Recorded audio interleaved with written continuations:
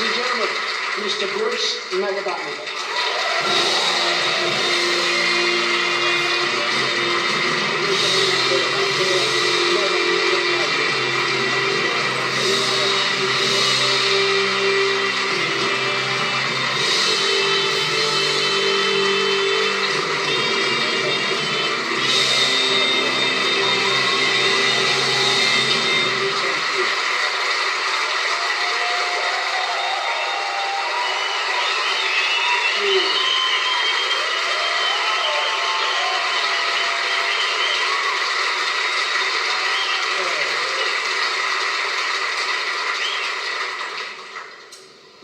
Leigh, thank you so much.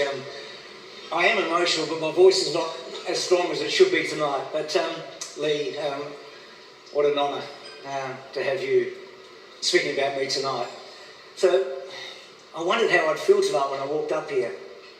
I feel a lot of love, actually, a lot of warmth, so thank you very much. I really do. And then, how do you respond publicly to something that I've just seen? I've watched people that I admire, I've known for decades, talk about me. I do feel like I've left this world for another. Eddie and I, we go way back, as you saw. He was the Broadmeadows Colt. He had a head full of steam and nothing was going to stop him. I've given Rob a lot of material to work with over the years. Hopefully not tonight. Chris, well, he's a genius. He's more emotional than me, Chris Wallace. I always have my hanky with me when I interview him. And Chris and Huey have only one bigger fan, and that's Shawnee Gallagher, who you would have seen earlier in one of those photos tonight. And his loyalty has no bounds. If you work for Channel 7, you're top of the pops. Anyone else, you're a rat bag. Sorry, Eddie, but that's just the way it is with Shawnee. And Dennis and I started as colleagues, and we ended up as friends. Can you ask for any more than that? And that AFL Grand Final that we called his last, when the Bulldogs broke the drought and defeated the Swans, remains my favourite memory as a football caller. And Catherine, her performance at the Sydney Olympics on that Monday night will always be the nearest and dearest in my broadcasting life. Thinking about those who've had this honour before is really humbling.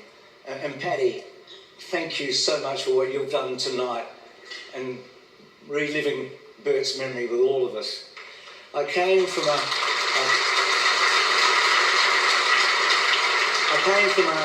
a loving, supportive, uncomplicated background in some ways. My parents both loved and were involved in sport, and in our household, like many in the 1950s and 60s, it was what lifted us from the everyday monotony of work and school. I was a pretty ordinary student, and I went into the public service. I was the slowest ever male boy, apparently. But on the weekends, there was footy and cricket, and my early passion for broadcasting came from the wireless, particularly horse racing, and most of all, I loved the race callers, mainly Bill Collins from Melbourne. He was the special one. I dreamed of calling the Melbourne Cup, and eventually I did. Talk about a long shot. I took a sickie to fly to Melbourne to back a trotter. The horse didn't win, but I sat next to an old punting mate who was doing some part-time radio broadcasting on the way back on the plane. And he pushed me to take a chance, and I got a foot in the door. I could never imagine that I would get the opportunity to see the Olympic Games, several Olympics, from the best seat in the house. And at the very first, in 1984 in Los Angeles, Carl Lewis matched that record 4 gold medals that Jesse Owens had so famously won at Hitler's Berlin Olympics in 1936. I felt myself a part of history. And sitting alongside me was Raylene Boyle, herself an icon. And just 2 years earlier had finished her incredible career with that emphatic victory, not far from here at the Commonwealth Games in Brisbane. I count Raylene amongst my dear friends, as I do Marjorie Jackson Nelson, who's given me so much advice. Betty Cuthbert, Ron Clark and John Landy influenced me and our sporting history, and none put that into context better than Harry Gordon. My special moments don't come from the world of showbiz, but perhaps there's more crossover than we'd think. Australian football has been the constant for me until very recently, and I know I share with millions of viewers the goosebumps of that minute's silence on Anzac Day and the first 5 minutes of a grand final, and hopefully the last 5. We get that sometimes. I've witnessed champion performances, Tony Lockett, Wayne Carey, Cyril, who got me into trouble, Buddy and Dusty, all of them stars. In the tennis world, Stephanie and Serena, Roger and Rafa, and those Aussies, Leighton Ash and Dylan Alcott, they're superstars, fascinating on and off the court. And our racing royalty, apart from Bart Cummings and Gay Waterhouse and Ollie and Michelle on Cop Day, 3 fillies in particular, Maccabi Diva, Black Caviar, and then Winks. Her final victory at Royal Randwick in 2019 will always be my favourite day at the races. And this week, Chris Waller conquered Royal Ascot with Nature Strip. You can't write a script so satisfying. So much groundwork is put in before a broadcaster sits behind the microphone. I've been lucky to have benefited from Kerry Stokes' love of history and the Olympic Games. Gary Fenton and Gordon Bennett mentored me at 7 and introduced me to a young journalist, Anne Johnson, who became my wife and has had a profound effect on my career. Annie, thank you.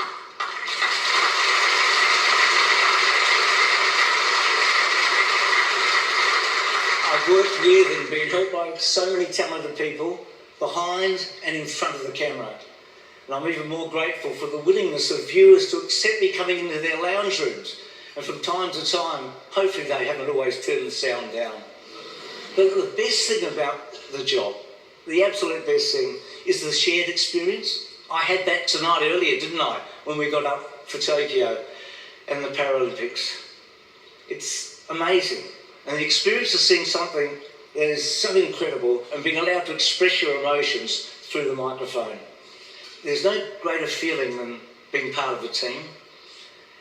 We feel better as a whole, to gain a sense of mutual trust.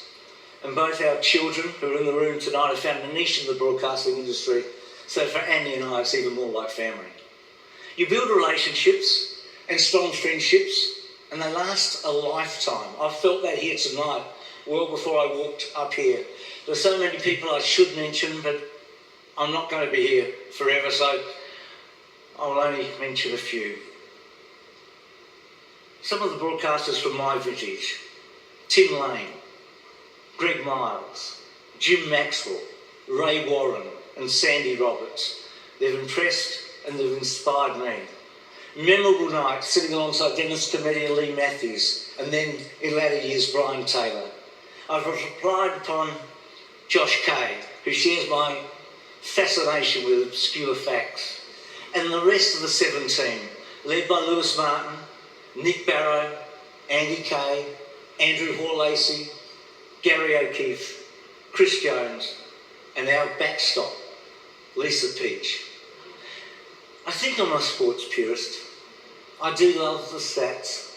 I love the performance, the human effort, and the story behind that effort. The fact that I'm here tonight, I think, is part of a broadcasting revolution, which began in the 1980s when sport became valued as entertainment. Reality TV, if you like. Real life, do or die drama. It is just that.